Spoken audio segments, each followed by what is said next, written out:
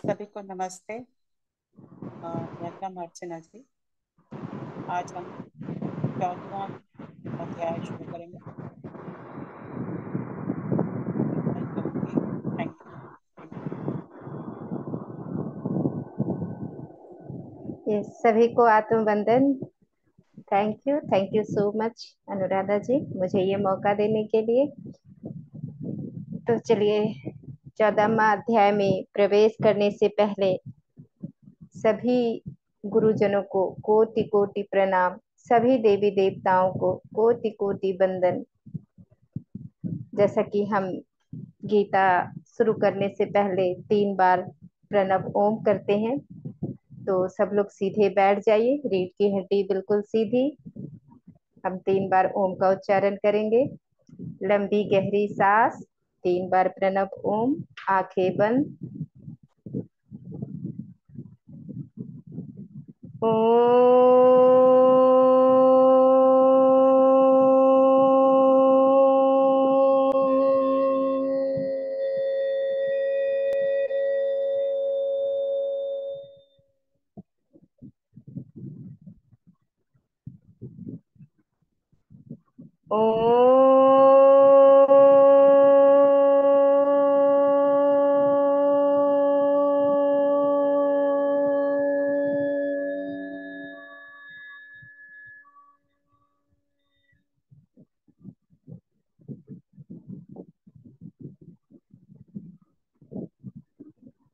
जगत गुरु कृष्णं वन्दे Jagat Guru. Thank you सभी का। यस, अभी तक हमने 13वां अध्याय किया, 12वां, 13वां, 15, 16। जैसे जैसे हम बढ़ते जा रहे हैं वैसे वैसे सब्जेक्ट और भी भारी होता जा रहा है, और भी गहरा होता जा रहा है, गूढ़ होता जा रहा है। तो ये जो 14वां अध्याय है, ये है गुण त्रय विभाग योग। ये जो अध्याय है, इसमें इसको समझने के लिए बहुत योग्यता चाहिए। इसमें भी भगवान ने पूरा बता दिया है कि इस पूरे संसार में, ये पूरा संसार मिथ्या है, ईश्वर के अतिरिक्त कुछ है ही नहीं। इसको समझने के लिए, इस अध्याय को समझने के लिए साधक के अंदर बहुत योग्यता चाहिए।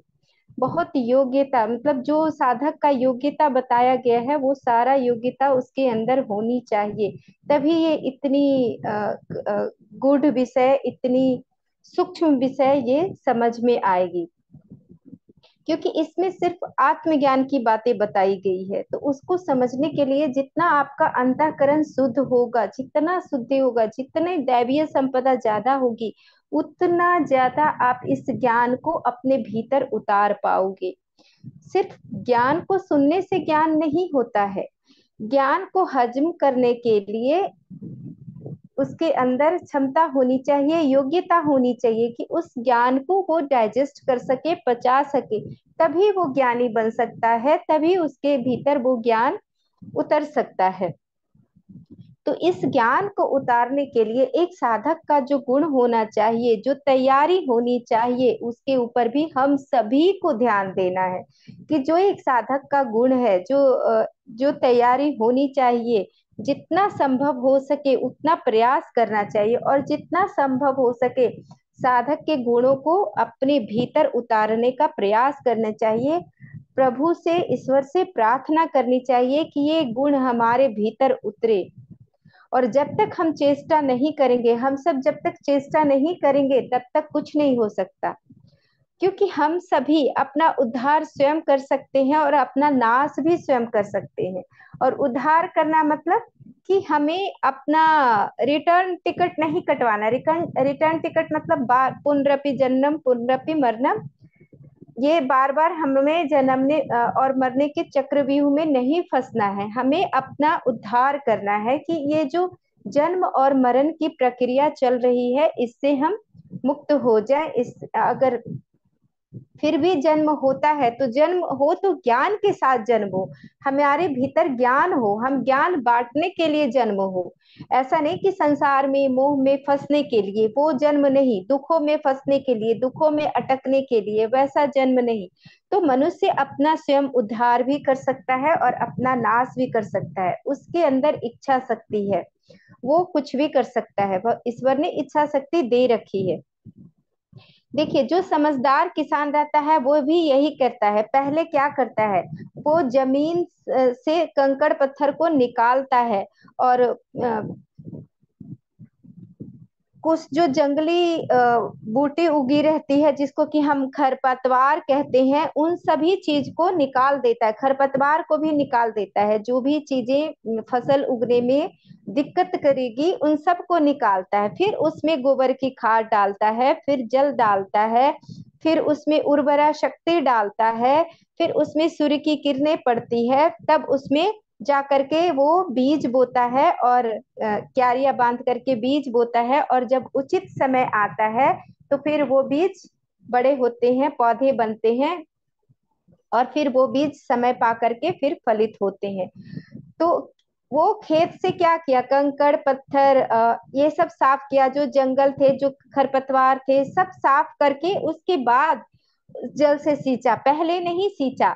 उसके बाद उसने सूरज की रोशनी उसमें डाला, और उसके बाद उसने बीज डाला, तब जा करके फसल उगता है। उसी प्रकार, जिस प्रकार किसान खेत की पूरी तैयारी करता है फसल उगाने के लिए, उसी तरह हम सभी को पूरी तैयारी करनी है इस ज्ञान को उतारने के लिए, अपने भीतर ज्ञान को उतारने के लिए पूरी तैयारी करनी है। जो हमारे भीतर अरसत बरगा रूपी खरपतवार है, ईर्ष्या है, क्रोध है, द्वेष है, लालच है, मोह है, इन सभी को उखाड़ फेंकना है। जब तक ये नहीं उखड़ेंगे, जब तक ये नहीं जाएंगे, तब तक ज्ञान का बीज हमारे अंदर ठहरेगा नहीं। हमारा अंतःकरण भी क्या है, एक क्षेत्र है, एक खेत है, एक खेत ही तो है हमारा अंतःकरण। मन में कितने तरह के राग द्वेष विचार होते रहते हैं, भूमि की तरह ही है हमारा जो अंतःकरण है। और इस अंतःकरण रूपी खेत में हम ज्ञान का बीज अगर बोना चाहेंगे, तो वो कैसे उपजेगा, जब इतने सारे खरपतवार रहेंगे, इतनी सारी अशुद्धियां रहेगी, तो वो तो उपजेगा नहीं। ये जो उबड़ खाबड़ जमीनें हैं, मतलब हमारा जो मन इतना भागता रहता है, कभी इधर कभी उधर, कभी हम बहुत अच्छा अच्छा सोचते हैं, कभी बिल्कुल नीचे चले जाते हैं। तो ये जो हमारे चित्त की अवस्था है, चित्त की विक्षिप्तता है, चित्त की अस्थिरता, मन की जो अस्थिरता है, मन की जो बेचैनी है, राग है, द्वेष है, संसार के प्रति आसक्ति है, संसार का ममत्व है, अहंकार है, बहुत मान मिले इसका भी अभिलाषा है। तो इन सभी को हमारे अंदर से, हमारे अंतःकरण से निकालना बहुत जरूरी है, और इसको फिर प्रेम रूपी जल से सींचना है। प्रेम को, सभी के प्रति प्रेम, गुरु तत्व के प्रति प्रेम, सभी के प्रति, सभी जीवों के प्रति प्रेम।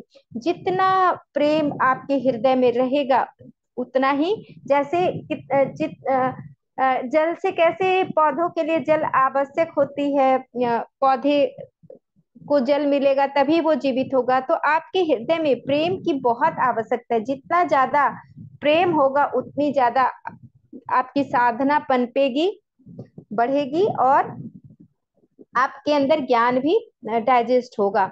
और सेवा के ताप से इस मन को तपाया जाता है। जितना ज्यादा निस्वार्थ भाव से आप सेवा करोगे, जितना अपने आप को सेवा में तपाओगे, उतना ही आपका मन प्रखर होता जाएगा, आपके मन में, आपके चित्त में प्रखरता आएगी, निखारता आएगी, निखर जाएगा। ये सब तैयारी है, और ये तैयारी की जितना आप सेवा करोगे, उतना आपका अहंकार खत्म होता चला जाएगा, दबता चला जाएगा, क्योंकि सेवा में आपको बहुत कुछ सुनना पड़ता है, बहुत कुछ सहन करना पड़ता है। तो जब आप निस्वार्थ भाव से सेवा करते हो, तो आप बहुत अंतःकरण से शुद्ध होते चले जाते हो। जितना शुद्ध भाव, जितना निस्वार्थ सेवा करोगे, उतना ही आपकी उन्नति होगी। और ये सारे साधन बताए जा रहे हैं, कैसे आप अपने जीवन को उन्नत बना सकते हैं।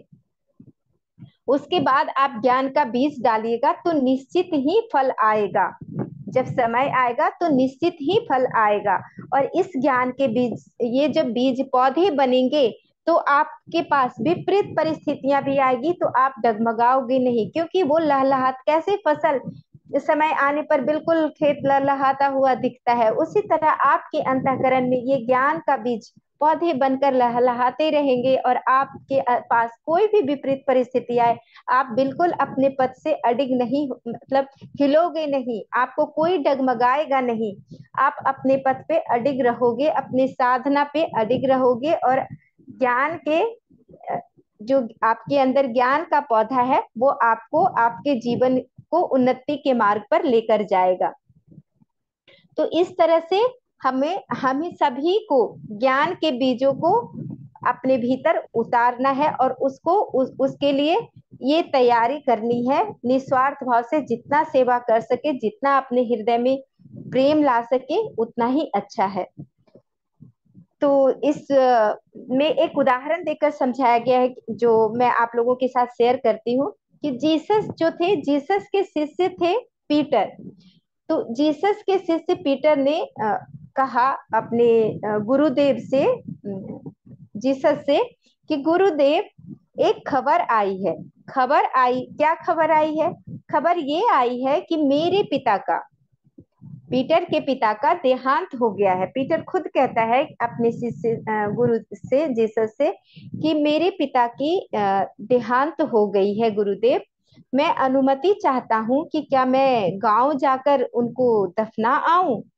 तो जीसस जो है वो पीटर के कंधे पर हाथ रखते हैं और कहते हैं, पीटर, क्या तेरे गांव में और आदमी नहीं होंगे जो एक मुर्दे को दफना सके? देखिए ये कितनी गहरी बात है और कितना इसमें इमोशन है।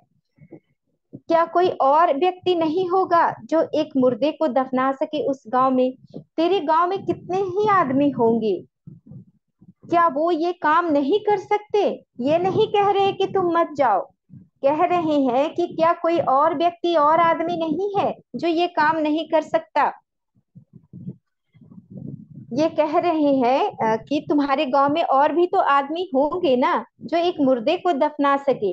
अब पीटर के लिए समझना आसान था, उनको बात समझ आ गई, और वो इस बातों को अच्छी तरह समझ गए, और वो लौटकर फिर कभी घर नहीं गए। तो ये देखिए, हम सभी क्या है, हम सभी के अंदर ऐसा ऐसा नहीं है होता कि हम सभी अपने परिवार को, अपने परिवार को, अपने शरीर को, इन्हीं सबको अपना माने हुए बैठे हैं। कहने का तात्पर्य ये है कि आपको ईश्वर के अतिरिक्त किसी को अपना मानना ही नहीं, अपना समझना ही नहीं है। जैसे है आपके पूरे परिवारजन है, वैसे और जन भी हैं। तो यहाँ पर पीटर को यही समझाने का प्रयास कर रहे हैं जीसस, कि जो तुम अपने पिता, तुम कह रहे हो कि मैं अपने पिता को दफना आऊं, मेरे पिता की मृत्यु हो गई है, तो ये तुम्हारे पिता तो सिर्फ शरीर से संबंधित है ना, तुम तो शरीर हो ही नहीं। ये तो शरीर का संबंध है, ये तो बायोलॉजिकल रिलेशनशिप है। इस बायोलॉजिकल रिलेशनशिप को तुम इतना इतना इतना तुम ये क्यों दे रहे हो? जैसे और व्यक्ति हैं वैसे तो तुम्हारे ये पिता भी हैं। ये तो सिर्फ शरीर का संबंध है, तुम तो आत्म स्वरूप हो, तो इसकी इतनी महत्ता मत दो, ये कहने का तात्पर्य है। और पीटर के अंदर ज्ञान था तो वो तुरंत समझ गए। पीटर के जगह पे कोई दूसरा व्यक्ति होता तो वो छोड़कर भाग जाता कि ये कैसी बात कह रहे हैं, मेरे पिता और मैं उनको दफनाने ना जाऊं, ये कैसे संभव है, मुझे तो जाना पड़ेगा उनको दफनाने के लिए, और वो आश्रम छोड़कर चला जाता। लेकिन पीटर के अंदर ज्ञान था, तभी वो उनके बात को समझ पाए, और वो फिर कभी गए ही नहीं घर लौटकर। देखिए मरने के बाद तो संस्कार होते हैं, शरीर जब चला जाता है तो संस्कार होते हैं, रस्में होते हैं। लेकिन ये सब रस्में जब व्यक्ति चला जाता है तो ये सब रस्में कुछ भी काम नहीं आते। आप मरने वाले के लिए, जो मरकर चला गया उसके लिए आप कुछ नहीं कर सकते, क्योंकि वो जो जिसको जाना था वो चला चला गया। जब तक जीते जी साधना, अपना उत्थान, अपना वो सब नहीं कर पाया, तो मरने के बाद कोई फायदा नहीं। मरने के बाद जो ये शरीर है पंच तत्वों का, ये पंच तत्वों में ही मिल जाएगा। मिट्टी है, मिट्टी हो जाएगा, कोई फर्क नहीं पड़ेगा। वायु वायु में विलीन हो जाएगा, पृथ्वी पृथ्वी में, अग्नि अग्नि में, जल जल में, और जो प्राण है वो प्राण में विलीन हो जाएगा। तो इस तरह से पंच तत्वों में मिल जाएगा। लेकिन जो असली आत्म स्वरूप उसके भीतर जो था, वो तो चला गया। वो तो फिर उसका सूक्ष्म शरीर फिर एक और शरीर धारण करेगा अपने कर्मों के अनुसार, और फिर ये सिलसिला, जन्म मरण के सिलसिला चलता रहेगा। तो इस तरह से हम सभी को स्वयं से प्रश्न करना चाहिए कि क्या इस तरह का जो सिचुएशन अगर हमारे जीवन में आएगा, इस तरह की स्थिति हम सभी के जीवन में आएगी, तो क्या हम इस तरह के परीक्षा में उत्तीर्ण हो पाएंगे? इस तरह का प्रश्न अपने आप से करना चाहिए, जरूर करना चाहिए कि क्या हम इस तरह का, अगर कठिन आता है इस तरह की परिस्थिति, तो क्या हम उत्तीर्ण हो पाएंगे? तो जवाब आएगा नहीं, क्योंकि हम सभी बहुत इमोशन से बंधे हुए हैं, बहुत अटैच हैं, अभी भी बहुत अटैच हैं। तो जब तक आप इस अटैचमेंट से नहीं, इस आसक्ति से दूर नहीं होंगे, तब तक आपको आत्मज्ञान आपके भीतर नहीं उतर सकता। आत्मज्ञान तभी उतरेगा जब इन सभी चीजों से आप ऊपर उठेंगे। इन सभी से ऊपर उठेंगे, तभी आप असली ज्ञान के अधिकारी हो पाएंगे। असली ज्ञान के अधिकारी का ये सारे लक्षण है। तो इस तरह से तभी आप आत्मज्ञानी बन पाएंगे। तब इसके लिए आप, हम सभी को बहुत मेहनत करनी है, हम सभी को बहुत साधना करना है, हम सभी को बहुत हिम्मत जुटानी है। धीरे धीरे साधना का अभ्यास करते करते, ध्यान का अभ्यास करते करते, एक क्षण वैसा आएगा कि हम सभी भी आत्मज्ञानी बन पाएंगे। तो चलिए अब हम गीता के पहले श्लोक पे चलते हैं, शुरुआत करते हैं पहले श्लोक से, 14वां अध्याय में प्रवेश करते हैं। वानुवाच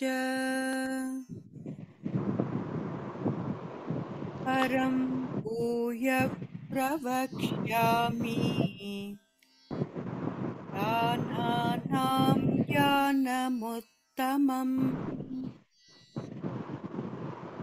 यज्ञात्वा मुनयः सर्वे परां सिद्धिमितो गताः। चतुर्दश अध्यायः गुणत्रयविभागयोगः। श्री भगवान उवाच परं भूयः प्रवक्ष्यामि ज्ञानानां ज्ञानमुत्तमम् यज्ञात्वा मुनयः सर्वे परं सिद्धिमितो गताः। Thank you. Thank you Guru ji. Rita ma'am, आप पढ़ेंगे क्या?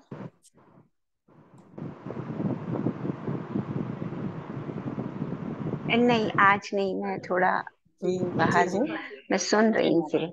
जी जी thank you Archana ji. Okay, okay, thank you ma'am, thank you. यहाँ पे है भूया। भूया मतलब होता है पुनः। प्रवक्ष्यामि मतलब कहूंगा। ज्ञानानाम मतलब सब ज्ञानों में। ज्ञानम मतलब ज्ञान। ज्ञात्वा मतलब जानकर। मुन्य मतलब मुनिजन। सिद्धिम मतलब पूर्णत्व। इतः मतलब यहाँ से। गतः मतलब प्राप्त हो गए। अब इसमें भगवान कहते हैं कि ज्ञानों में भी अति उत्तम परम ज्ञान को मैं फिर से तेरे लिए कहता हूँ। तेरे लिए मतलब यहाँ पर सिर्फ अर्जुन नहीं, हम सभी के लिए भगवान ये बात कह रहे हैं, सिर्फ अर्जुन के लिए नहीं। अर्जुन तो एक संकेत है, हम सभी के लिए ये बातें कही गई है कि तेरे लिए कहता हूँ, जिसे जानकर सब मुनिजन इस संसार से मुक्त होकर परम सिद्धि को प्राप्त हो गए हैं। भगवान कहते हैं कि उस परे से परे ब्रह्म के ज्ञान को तेरे लिए फिर से कहता हूँ। कह चुके हैं, पहले बता चुके हैं, पर फिर से कह रहे हैं। क्यों?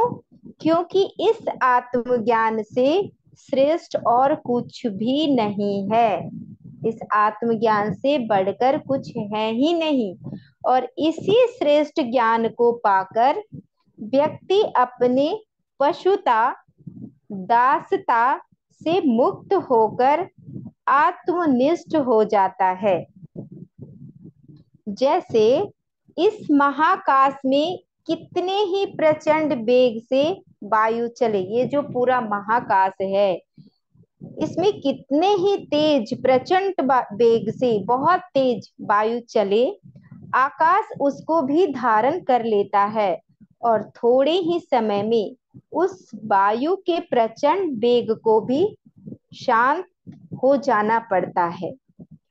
क्योंकि इतने बड़े आकाश में वह कितनी दूर तक जाएगी, कितनी दूर तक चलेगी, रुकना ही पड़ेगा। आकाश का अवकाश बहुत बड़ा है। वायु का वेग कितना भी होगा, कितनी देर चलेगा, जल्दी ही खत्म हो जाएगा। इसी तरह इस आत्मज्ञान में मन के समस्त वेग नष्ट हो जाते हैं। इस आत्मज्ञान में जाकर मन के समस्त विचार शांत हो जाते हैं। कितने ही प्रचंड वेग से मन में विचार हो, भावनाएं हो, और कैसी भी भावनाएं हो, यह ज्ञान सब वेगों को शांत कर देता है। और जिसका चित्त शांत हुआ, जिसकी इस आत्मज्ञान में स्थिति हुई, परम सिद्धि उसी को मिलती है। और जिन्होंने परम सिद्धि को प्राप्त किया उन्हीं को हम मुनि कहते हैं। जिन्होंने परम सिद्धि को प्राप्त किया उनको हम मुनि कहते हैं। मुनि कौन है? मुनि का क्या मतलब है? मुनि मतलब जो मनन करता है, जो मनन करते करते अंततः इस परम निष्कर्ष पर पहुंच जाता है कि ब्रह्म ही सत्य है और जगत सिर्फ प्रकृति का खेल है। जिसको इस बात का निश्चय हो गया, वह जगत को ऐसे देखता है जैसे कोई शीशे में विभिन्न छायाओं को देखता है, छवियों को देखता है, और यह जानता है कि वास्तव में इसके भीतर कुछ नहीं है। शीशे में क्या होता है? कुछ नहीं होता है। लेकिन हम जब देखते हैं तो शीशे में दिखता है, पर शीशे में होता कुछ नहीं है। ब्रह्म में प्रकृति दिखती है, पर प्रकृति ब्रह्म के अंदर घुस नहीं गई है। ब्रह्म में प्रकृति दिखती है। देखिए कितनी महत्वपूर्ण बात है कि ब्रह्म में प्रकृति दिखती है, ब्रह्म में घुस नहीं गई। जैसे शीशे में आप अपना प्रतिबिंब दिखते हो, आप शीशा खाली है, शीशे में कुछ नहीं है, उसी तरह ब्रह्म में प्रकृति दिखती है, प्रकृति ब्रह्म में घुस नहीं गई है, दिखती है, उसी के आधार पर दिखती है। ब्रह्म नहीं दिखता, ब्रह्म नहीं दिखता है। इस ज्ञान को जिन्होंने प्राप्त किया वे लोग मुक्त हो गए, परम सिद्धि को प्राप्त हो गए। जो लोग इस ज्ञान को प्राप्त कर लिए वो लोग परम सिद्धि को प्राप्त हुए और वो लोग मुक्त हो गए। क्योंकि बार बार देखिए भगवत गीता में भी यही कही जा रही है, ये संसार सत्य नहीं है, ये स्वप्न की भांति मिथ्या है। जैसे ही एक मृत्यु आएगी सारा चीज एक झटके में खत्म हो जाएगा, कुछ नहीं रहेगा, सब मिट्टी हो जाएगा। ये शरीर भी आपका मिट्टी हो जाएगा, पंच तत्वों में विलीन हो जाएगा। फिर हम नेक्स्ट श्लोक पे चलते हैं।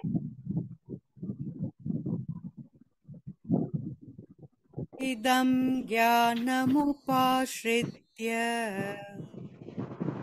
मम साधर्म्यमागताः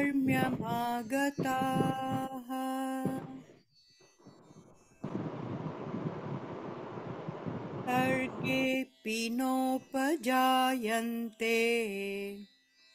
प्रलये न व्यथन्ति च। श्लोका 2। इदं ज्ञानमुपाश्रित्य मम साधर्म्यमागतः सर्गे अपि नोपजायन्ते प्रलये न व्यथन्ति च। Thank you. Thank you ma'am, thank you. Thank you. अब देखिए, इदम, इदम मतलब इस, और ज्ञानम मतलब ज्ञान, उपाश्रित्य मतलब शरण में आकर, साधर्म्य मतलब एकत्व, आगता मतलब आ गए, सर्गे मतलब सृष्टि के समय, अपि मीन्स भी, उपजायते मतलब उत्पन्न नहीं होते, प्रलय मतलब प्रलय काल में, व्यथंती मतलब व्याकुल होते हैं, और च मतलब और। अब इसमें भगवान कह रहे हैं कि इस ज्ञान को आश्रय करके, यानी धारण करके, मेरे स्वरूप को प्राप्त हुए पुरुष सृष्टि के आदि में उत्पन्न नहीं होते और प्रलय काल में भी व्याकुल नहीं होते। अब इसमें जिसने इस परम ज्ञान को समझा, उसका सृष्टि के आदि में मतलब जब सृष्टि शुरू होती है तब उस खेल में प्रवेश नहीं होता, तब उसमें उसका, जब सृष्टि की शुरुआत होती है तब भी उसका उसमें जन्म नहीं होता। जो अपने इस खेल में पास हो चुके हैं वे इस खेल से बाहर आ चुके हैं। जैसे हम सभी कैसे एक बचपन में खेल खेलते थे, छुआछूत का, कि जिसको एक छूने वाला रहता था, जिसको पकड़ लिया सभी लोग भागते थे, जो पकड़ा गया वो खेल से बाहर हो जाता था, जो पकड़ लिया, जो पकड़ा गया वो खेल से बाहर हो गया। इसी तरह यह संसार भी छुआछूत का खेल है। जिसको जिसके पीठ पे गुरु ने थप्पा लगा दिया वो बाहर हो गया इस खेल से, मतलब जिसके भीतर ज्ञान प्रकट हो गया, जो जान गया, इस खेल के रहस्य को समझ गया, वो इस खेल से बाहर हो गया। इस चक्र से, आप जो ये जन्म मृत्यु का चक्र चल रहा है, ये जो चल रहा है खेल, उससे वो निकल गया। फिर उसका ना तो आदि में, सृष्टि के आदि में मतलब ना तो वो सृष्टि के शुरुआत में आएगा, और ना ही सृष्टि का जो प्रलय होगा, अंत होगा, तब भी वो नहीं आएगा। जैसे हम सभी अन्न खाते हैं और अन्न से क्या बनता है, वीर्य। अन्न खाते हैं तो अन्न से हमारा 8 धातु बनता है, और 8 धातु, 8वां धातु होता है ओज। जो कहते हैं कि इसके चेहरे पे कितना ओज है, क्या, तो 8वां धातु ओज होता है। और जो 7वां धातु होता है वो वीर्य, अन्न से ही वीर्य बनता है। जैसे मांस, अस्थि, रक्त, ये सब जो है, इस तरह से जो 8 धातु हैं, तो उसी तरह अन्न से ही वीर्य बनता है। और वीर्य और अंडे के मिलाप से बच्चा बना, और जब बच्चा बड़ा होता है, जवान होता है, तो फिर वो खाता है, पीता है, अपना भोग भोगता है, धन कमाता है, मकान बनाता है, फिर वो विवाह करता है, विवाह के बाद फिर संतान उत्पन्न करता है, फिर वो संतान फिर से धीरे धीरे बड़ा होता है, जवान होता है, फिर वो बूढ़ा हो जाता है। संतान उत्पन्न करने के बाद फिर वो संतान उत्पन्न, जो उसी ने संतान उत्पन्न किया, फिर वो बूढ़ा हो जाएगा, बूढ़ा हो जाने के बाद मर जाएगा, मर जाएगा तो फिर उसको जलाया जाएगा, और जब जलाया जाएगा तो उसका शरीर क्या होगा, फिर से मिट्टी में मिल जाएगा। तो जिस मिट्टी से ये शरीर निकला था, कैसे, देखिए कितना सुंदर बताया गया है कि मिट्टी से ही अन्न निकला, और अन्न हम सभी ने खाया, और अन्न से ही हमारे शरीर में मांस, अस्थि, रक्त, मज्जा जो, और ये वीर्य, शुक्र, ओज, ये सारा जो 8 धातु है ये अन्न से बनता है। तो अन्न से स्त्री के शरीर में उसी अन्न से अंडे बनते हैं और पुरुष के शरीर में वीर्य बनता है। वीर्य और बना कैसे, दोनों अन्न से ही बना, और यही वीर्य और अंडे के मिलाप से बच्चा आया। अब बच्चा क्या हुआ, धीरे धीरे बच्चा बड़ा हुआ, फिर जवान हुआ, फिर वो खाया पिया, वो अपने खाने पीने के बाद वो जो सुख ऐश्वर्य है सबको भोगा, धन कमाया, मकान बनाया, फिर से वो विवाह किया, फिर से वो संतान उत्पन्न किया। संतान उत्पन्न करने के बाद फिर धीरे धीरे उसका शरीर ढलने लगा, वो बूढ़ा हो जाएगा, बूढ़ा होने के बाद फिर वो मर जाएगा, फिर उसको जलाया जाएगा, जलाने के बाद फिर क्या हो गया, उसका शरीर मिट्टी हो गया, और उसी मिट्टी से तो अन्न बनता है। तो जिस मिट्टी से निकला था उसी मिट्टी में फिर वो पहुंच गया, और समय पा करके इसी मिट्टी से फिर एक नया बीज बन जाता है, एक नया पौधा बन जाता है, फिर उससे अन्न उगता है। तो इस तरह फिर इस अन्न को कोई खाएगा, फिर उस अन्न से वीर्य बनेगा, और फिर इस वीर्य और अंडे का मिलन होगा, और फिर से एक नया शरीर बनेगा, और ये क्रम चलता रहेगा। और ये क्या है, यही एक निरर्थक खेल है। ये खेल चलता रहेगा कब तक, जब तक आप आत्मज्ञानी नहीं बन जाते, तब तक ये निरर्थक खेल चलता रहेगा। और ये खेल चल रहा है, तो ये सारा खेल है, जहां से शुरू होता है वहीं खत्म हो जाता है। और हम सब कितने मोह में फंसे रहते हैं, ये अपना, ये पराया, ये मेरा, ये तेरा। जब जन्म होता है तब तो मुंह में दांत नहीं होते, और देखिए कितना सिमिलरिटी है, जब जन्म होता है तब भी मुंह में दांत नहीं होते, और जब बुढ़ापा आता है, बुढ़ापा आते आते फिर से दांत खत्म हो जाता है।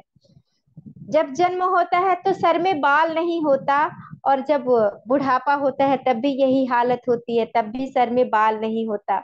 बच्चे अपने आप उठ नहीं सकते, और बुढ़ापा आता है तब भी उठा नहीं जाता खुद से, और अपने आप खाया नहीं जाता, अपने आप करवट नहीं बदली जाती। जैसे बच्चे के लिए हमेशा माँ या दाई माँ लगी रहती है, दादी की जरूरत पड़ती है, वैसे ही वृद्ध को किसी न किसी की सेवा की जरूरत पड़ती रहती है। दांत भी यही उगते हैं और यही चले जाते हैं, बाल भी यही उगते हैं और यही चले जाते हैं। बुढ़ापा आने पर आप कितना भी कुछ कर लो कि ये हो जाए और बाल निकल जाए, मेरे दांत अच्छे हो जाए, मेरे चमड़ी अच्छे हो जाए, मैं देखने में अच्छे लगूं, मेरा स्किन अच्छा हो जाए, कुछ भी कर लो, कुछ भी नहीं होने वाला। कुछ भी करने से कुछ नहीं, क्योंकि ये प्रकृति का चक्र है, ये तो होना ही है, ये तो होगा ही। तो इन सब चीजों के लिए जो प्रकृति का चक्र है, शरीर का धीरे धीरे बड़ा होना, जवान होना, बूढ़ा होना, ये चक्र चल रहा है। इस चक्र में आप शरीर को कितना भी चाहो कि शरीर देखने में और अच्छा हो जाए, बाल अच्छे हो जाए, ये तो वो प्रयास करना बेफालतू है, निरर्थक है। लेकिन अगर आप प्रयास करते हो कि हमारा शरीर स्वस्थ रहे, तो ये आपका धर्म है, आप अपने धर्म का पालन कर रहे हो। आपको अपने शरीर को स्वस्थ रखने का ये आपका स्वधर्म है, और ये स्वधर्म आपका पालन होना चाहिए। अगर आप अपने शरीर को स्वस्थ रखने का प्रयास नहीं करते हो तो आप पाप कर रहे हो, आप स्वधर्मा नहीं निभा रहे हो, आप अपने शरीर के प्रति दुर्व्यवहार कर रहे हो। या आपकी जिम्मेदारी होनी चाहिए कि अपने शरीर के प्रति हम, अपने शरीर के स्वास्थ्य के प्रति हम जागरूक रहें, ये हमारा कर्तव्य होना चाहिए। लेकिन ये नहीं होना चाहिए कि मैं खूबसूरत शरीर को खूबसूरत दिखाने के लिए बहुत सारे केमिकल का प्रयोग करते रहूं, ये ना देखो कि इससे हमारे शरीर को नुकसान हो रहा है, बीमारियां हो रही। नहीं, किसी ने कह दिया कि ये केमिकल लगा, स्वस्थ रखने के लिए जितना प्रयास आप कर सकते हो उतना प्रयास आप कीजिए, ताकि आपका शरीर स्वस्थ रहे, आपका काया निरोगी रहे। और जितना ज्यादा आप निरोगी रहोगे उतना आप ध्यान साधना में मन लगा पाओगे, आप ज्ञान को पचा पाओगे और अपनी उन्नति कर पाओगे, अपने आत्मा की उन्नति कर पाओगे। क्योंकि जीवन, जिसका जीवन का लक्ष्य संसार है, जो संसार को चाहता है, अपने जीवन का लक्ष्य संसार को बनाया हुआ है, वो तो बस बाहरी दिखावे में जिएगा। उसके लिए योगा अभ्यास सिर्फ शरीर को सुडौल बनाना, अच्छा दिखना, सुंदर दिखना, यही उसकी मंजिल रहेगी, यही उसका लक्ष्य रहेगा।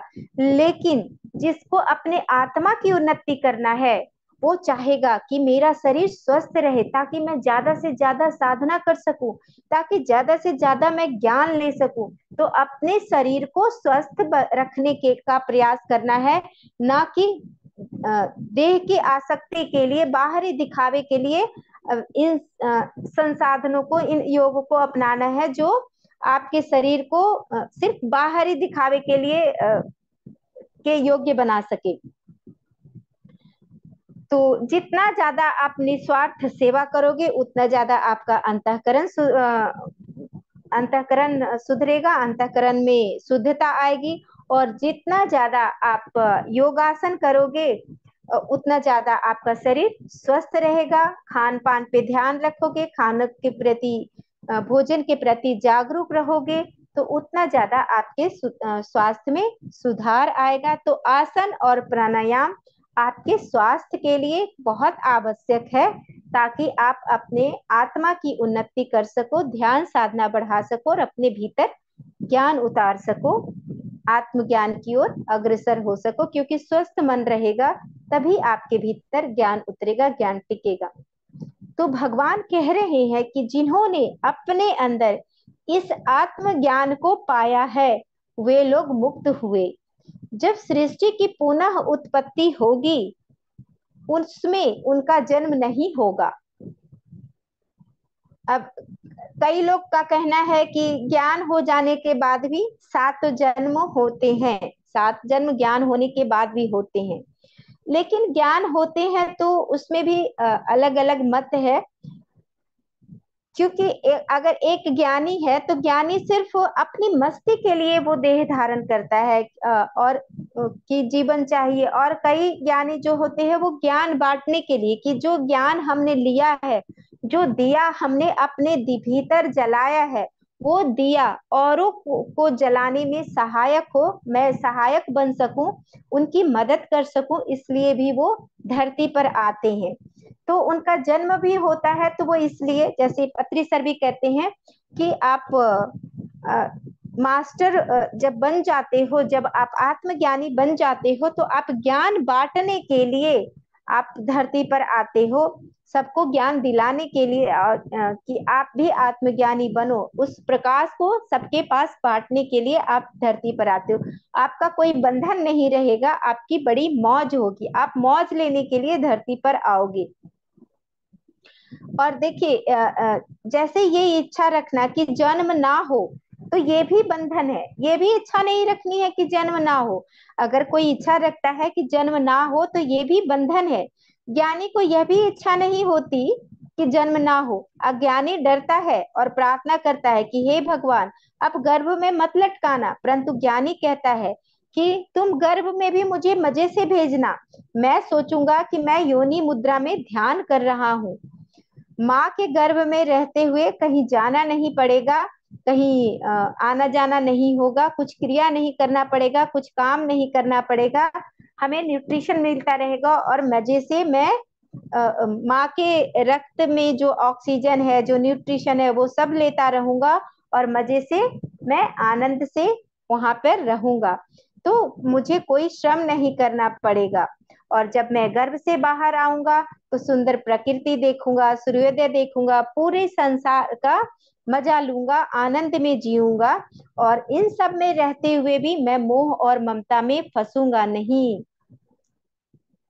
मैं कहूंगा कि ये मेरा बेटा है, लेकिन उस बेटे में आसक्ति नहीं होगी।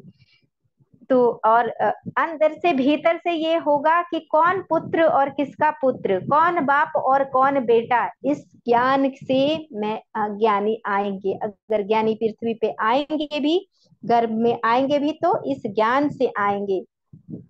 और बेटे और पिता के साथ इस तरह से दोनों मतलब बेटे के साथ वो ज्ञानी खेल खेलेंगे, तो उनको जीने का स्वाद आएगा, वो असली, क्योंकि वो जागरूकता के साथ जिएंगे।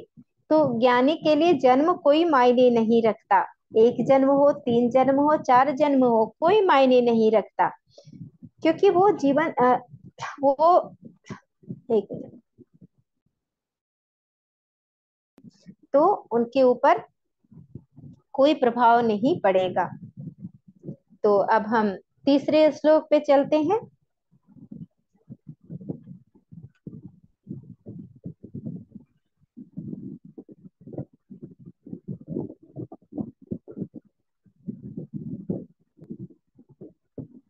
मम योनिर्महद्ब्रह्म तस्मिन् गर्भं दधाम्यहम् सम्भवः सर्वभूतानां ततो भवति भारत। श्लोक 3 मम योनिर्महद्ब्रह्म तस्मिन् गर्भं दधाम्यहम् सम्भवः सर्वभूतानां ततो भवति Bharat. Thank you. Thank you ma'am. Thank you ma'am, thank you. योनि मतलब गर्भ, महत मतलब महान, ब्रह्म मतलब ब्रह्म, तस्मिन मतलब उसमें, गर्भम मतलब बीज, दधामी मतलब धारण करता हूँ, और संभव मतलब जन्म, सर्वभूताना मतलब सब प्राणियों का, भवति मतलब होता है, भारत मतलब हे भारतवंशी अर्जुन। अब इसमें भगवान कह रहे हैं कि हे भारत, हे अर्जुन, मेरी महत ब्रह्म रूप प्रकृति यानी त्रिगुणमयी माया योनि है, यानी गर्भाधान का स्थान है, और मैं उस योनि में चेतन रूप बीज को स्थापन करता हूँ। उस जड़ चेतन के संयोग से सब भूतों की उत्पत्ति होती है। देखिए ये बहुत ही इंपॉर्टेंट है। इसे हम इस तरह से समझते हैं कि ये जो पंच महाभूत है ये पुत्र है। पंच महाभूत जो है, पंच महाभूत क्या है? आकाश, वायु, जल, पृथ्वी और अग्नि। ये जो पंच महाभूत है ये पुत्र है, और इतनी बड़ी माया माता की योनि की तरह है। इतनी बड़ी जो माया है वो माता की योनि की तरह है। अब भगवान कहते हैं कि मैं इस माता की योनि में, इस माता की योनि में अपनी चेतना का बीज रख देता हूं। जैसे पुरुष अपने वीर्य का अंश स्त्री की योनि में रख दे और वह अंश गर्भाशय में चला जाए तो धीरे धीरे वह बालक बन जाता है।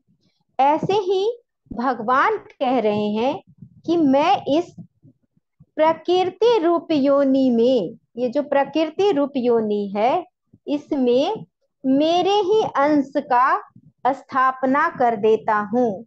कितना क्लियर भगवान ने कह दिया। प्रकृति जड़ है और मैं चेतन हूँ, मैं चेतन हूँ। इस जड़ और चेतन के मिलने से, ये जो जड़ और चेतन मिला, इस जड़ और चेतन के मिलने से ये पंच महाभूत बन जाते हैं। प्रकृति जड़ है, योनि जड़ है, परंतु परमात्मा पुरुष चेतन है।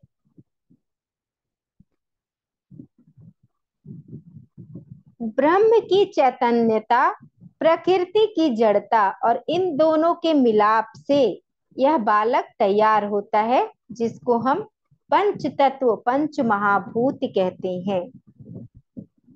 इसीलिए कहते हैं कि जो अर्थ है, ये पूरी पृथ्वी पंच महाभूत से ही तो बनी हुई है, तो ये भी बीइंग है। तो इतने अच्छे से भगवान ने इसमें समझाया है कि प्रकृति जड़ है और जो परमात्मा पुरुष है वो चेतन है। और जैसे कोई पुरुष अपने वीर्य को स्त्री के योनि में रखता है और उसी से फिर बालक का निर्माण होता है, तो उसी प्रकार मैं ही अपने चेतन के अंश को प्रकृति के योनि में रख देता हूँ और इस तरह से जिसको हम पंच तत्व कहते हैं उसका निर्माण होता है। तो अब मैं यहीं पर अपने वाणी को विराम देती हूँ। आप लोगों ने इतने धैर्य पूर्वक मुझे सुना, इसके लिए बहुत बहुत धन्यवाद। Thank you so much. अब हम अगले श्लोक कर लेंगे, चौथा श्लोक। जी तो मैम। चलिए अब हम प्रार्थना से आज का समापन करते हैं। यस, सभी तो लोग हाथ जोड़ लें। योगेशं सच्चिदानन्दं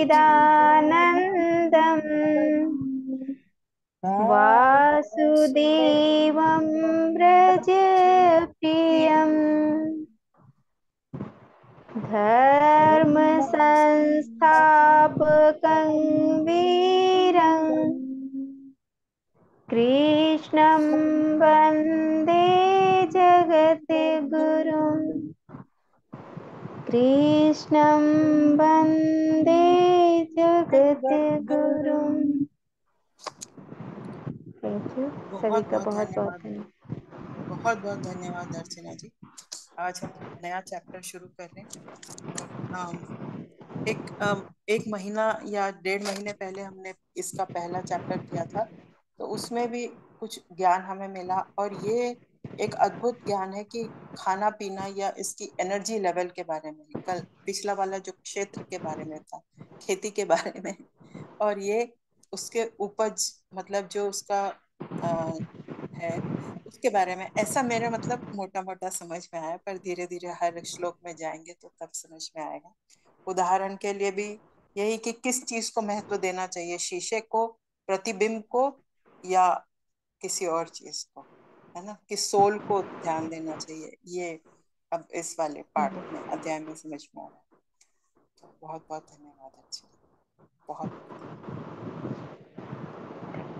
नमस्ते जी। थैंक यू अर्चना मैम, बहुत सुंदर एग्जाम्पल से आप समझाती है, बहुत अंदर तक जाता है। हाँ, और थैंक वो यू। शुरुआत में जो जीसस की स्टोरी थी, यस वैसे मैम। तो हाँ, वो मतलब देखिए मतलब कोई हम कर नहीं पाएंगे फिर भी, मतलब लेकिन उसमें उदाहरण के लिए कि किस चीज को महत्व देना है, ये बात है। ये तो मतलब जैसे बहुत ऐसे लगता है यस कि कैसे उन्होंने कह दिया होगा, लेकिन किस चीज को महत्व देना है ये बताया गया है उस कहानी से।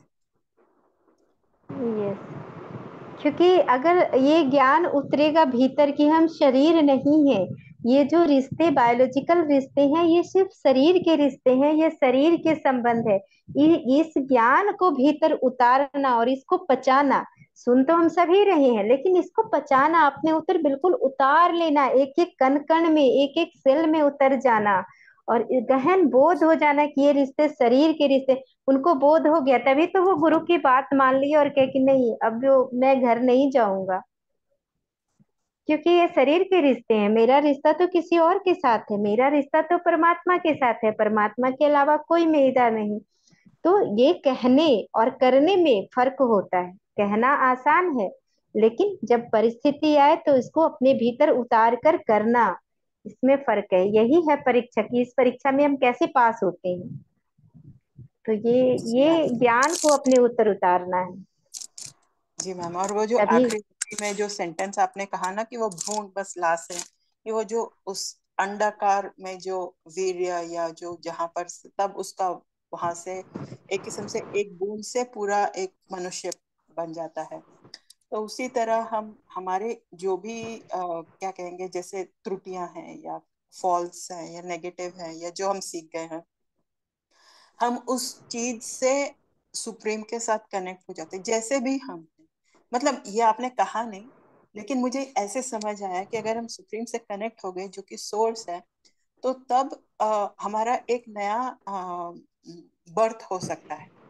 मतलब लाइक ह्यूमन यस तो हो गया माता से, माता के गर्भ से, बट अब इस ह्यूमन जो भी हम फॉर्म में हैं, वहां से जब नया बर्थ होगा, नई रेल में, नए रेल में, उसी का प्रयास है ना ये बार बार आना जाना। ऐसे मेरे मन में ऐसा ख्याल आया, ऐसे आया। आगे चलेंगे तो समझ में आएगा। तो बहुत बहुत धन्यवाद, बहुत धन्यवाद अर्चना जी, मधुलेन, रीटा मैम, सभी को बहुत बहुत धन्यवाद।